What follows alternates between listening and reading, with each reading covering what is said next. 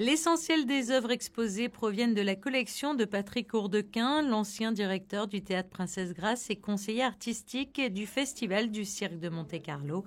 Décédé il y a 8 ans de cela, ce féru de cirque a consacré toute sa vie à cet art, une passion qu'il a partagée d'ailleurs avec son épouse Krinou. C'est donc leur collection éclectique de tableaux, sculptures et objets divers qui racontent leur histoire, qui seront mises aux enchères ce jeudi à l'Hôtel des Ventes de Monte-Carlo sur le quai Antoine Ier.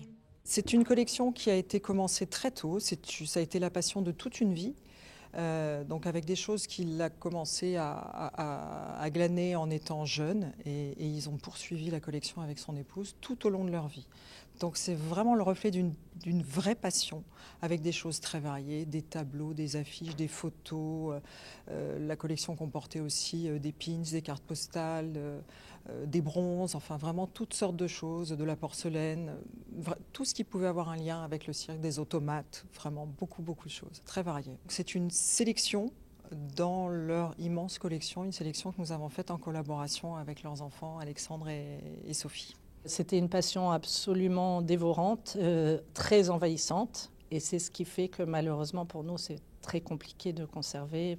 À Monaco, les surfaces étant ce qu'elles sont, difficile pour mon frère et moi de conserver tous ces objets, mais chacun son histoire, puisque la plupart des objets, des œuvres qui sont présents là représentent une amitié avec un artiste, des artistes internationaux, certains artistes même de cirque, certains magiciens, mais chacun a son histoire propre vraiment, et oui, on a grandi nous au milieu de tout ça.